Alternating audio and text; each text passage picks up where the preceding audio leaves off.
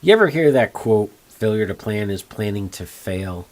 That quote is so relevant to tonight's topic. It's ridiculous. I'm Ron Trotto, TC Computer Consulting, and tonight's topic we are going to cover is cybersecurity planning for the small business. So, number one, let's knock this right out at the beginning, because probably the biggest thing or the biggest pushback I see from small businesses who don't quite have that frame of mind yet about cybersecurity is why in the world would I do that? I'm too small. They're not going to go after me. No, no, no. Wrong, wrong, wrong. You are who they want after. They want to go after. You're the easy pickings. You're the low hanging fruit. So just scrape that mentality right off the top of your head. And if you want proof if this is going on or not, well, let's take a look at the municipalities. And you might say, hey, municipalities are huge. It's not really. You know what? They're exactly the template for, you know, what goes well when you have planning and what happens when you don't have planning. There's a couple of them that have gone months and months at this point, and they're not completely back online yet. And then there's others where by the time you heard that they've been ransomed, they were already recovered. What's the difference? Well, I'm not there. I can't tell you firsthand, but I can probably guess real close that one had really good plans in place and the other one did not. Or they had good plans in place but never tested them. So testing is a critical piece of the planning piece. You have to plan to test. And if you don't do that, well, you can have an incident happen and think you're all protected. And that's even worse than just being not protected altogether. Thinking that you're protected, making those promises to all of your constituents and your clients, and having it all go to pot. And you better have a good plan for PR at that point to explain, why what you've promised has not happened. It's really a brand killer. And, at the end of the day, municipality is going to be there. They have to be there. They might be, everyone might be pushed out and it might be oversighted by the state at the end of the day, but the entity's still there. Your business, no, you don't have that guarantee at all. You are so on the wire for that. So let's talk about a couple of components. I don't want to go really off the rails like I did last night, especially because I'm starting to lose my voice. The allergies are starting to pop in this year. But number one, and I'm going to do this every single time we talk about cybersecurity, it is continuing education for your end users.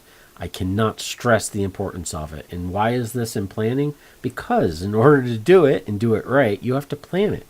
You have to plan to have the security done. You have to define procedures for your employees to follow so that they have an expectation that, well, just clear definition of this is important to us, right down to the end user is going to come through that policy and procedure that you put into place on how important it is that they do this, what priority it is, either in their onboarding or continuing. You could, especially with the continuous education piece, you can just require, hey, you got to take at least 3 things every quarter. You have to take a new assessment every year. And then you follow that up with testing. Right now, the best testing for that is phishing testing. So basically, you send your end users emails that look, kind of legit and are relevant to your business, just like the bad guys would do. And you see if they're going to take a bite. If they do, you continue their education. Use it as a reinforcement piece. So I'm going to cover that right at the top. That's number one on the plan. Number two, business continuity planning. Absolutely, hands down. Excuse me. Absolutely, hands down, the business saver. No doubt about it. And that's where you could probably clearly see in the example of the municipalities. That's probably what saved the bacon was the guys that were recovered by the time you knew about it. They probably had a great continuity plan in place, and it was tested. So what is a continuity plan? Well, what it's not is flipping your drives in and out of a server every night. What it's not is exchanging the tapes mindlessly. Those days are so over. Those days were over almost 10 years ago. If you're still doing that, you really need to move on. First thing is that you need a monitored backup solution, which means if something goes wrong, someone's notified about it immediately and it's dealt with immediately. The second part of that is wherever your backups go to, they should always go to the cloud. But there needs to be some sort of air gap. In other words, you should never have the ability to delete prior backups from inside your current system. So if someone wants to gain command and control of your network, they should never have the ability to go into the cloud and delete your backups. Because if they do, they will. And guess what? It's happened. It's happened quite a bit, actually, in the last couple of months. It's a pretty strong strategy where those backups start disappearing, right before the ransomware attack happens. And then they have nothing to back up to. They have no data whatsoever. So they're going to have to go and get the checkbook out and write a bad guy's check, because it's the only way that they're going to get stuff back. And there's no guarantee, as we're seeing increasing amount of people now paying the ransom and not getting the resolve, or at least getting all the data back, where data was damaged during the encryption process, as an example, and without a backup, they're dead. So that's not even a good insurance policy. So, and the testing part of that is, not so much to know that it works, but to know what the time is. That way you know what the effect is. If I get ransomed and everything internally gets ransomed, how far or how long before it'll be back up? Is that acceptable, yes or no? If the answer is no, then you go back to the backup plan and you increase, almost always, the cost. You increase the cost to get something better so that you can meet what your bare minimum is, what your bare minimum amount of risk, or maximum amount of risk, I guess I should say, is, so that it matches. And it's a bit of a seesaw game, really. So, business continuity, make sure that you have the plan, make sure that the backups are getting done, make sure that there's a restoration and times around that, and make sure it's tested. The third thing I want to discuss is something we kind of glanced over yesterday in the live feed, and that was SecOps. Those are security operations, and that's really your policy and procedure. A lot of social engineering hacks have been occurring. And because, it's cyber, because most of them are coming through email or some other electronic piece of the puzzle is used. But if there's proper internal procedure in place, these things would never happen. Let me give you a couple examples. Huge one, popular. We see it across a lot of our clients. Getting an email from someone, typically the boss, right? There's an email that comes from the boss and says, "Hey, do you have a couple of seconds? I got a project that needs to get done immediately." And you answer yes. And almost always they follow up with, "Hey, I'm at so-and-so. They're a client. They got something going on. I want to get them some gift cards or something. Whatever their insert excuse here. And they'll ask you to get some Apple gift cards or Amazon gift cards. And then they'll say, "Hey, we're not even going to ship them. Just scratch off the back, give you the number." Believe it or not, luckily no one internally that we cover has fallen for this, but a lot of people do. A huge amount of people fall for this.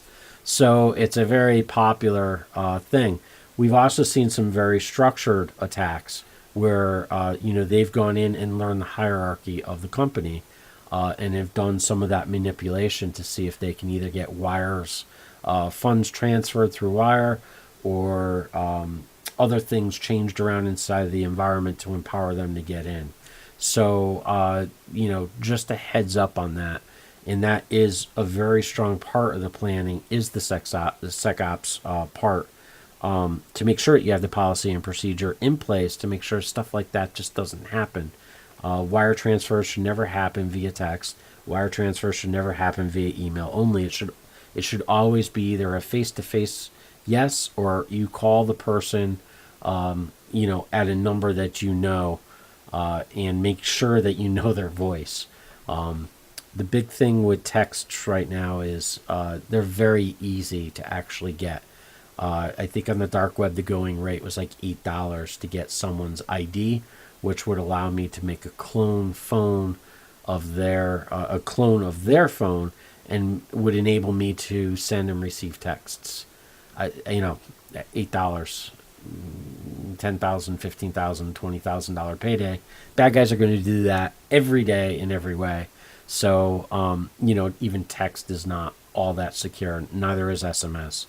So in wanting to keep this under 15 minutes, I'm going to end it there. But just know that there is so much more, and to at least I hope I conveyed at least the importance of starting to get a plan together, and just thinking in terms of how does this impact my business, and what is our tolerance level, for downtime, in certain areas. Think of it in terms of your email. What if you lose your email for an hour, 4 hours, 8 hours, a day, a week, a month? What does that do? In terms of getting, and then you could split the email into even smaller pieces. Like, all right, I can send and receive email, but I don't have any of my old email for a month. That type of scenario. And you just basically break down every piece of technology that you use, and you just kind of go at, what's our tolerance level, and then you start to develop the plans around that. So again, I don't want to go too far into this. It's hard for me to stay on the rails with the lives, but I'm trying. We're going to try to keep these to under 10 minutes in the future, but I appreciate it if you're still hanging out with me, and I hope you found this useful. And if you did, please like and share it, and we will see you next time.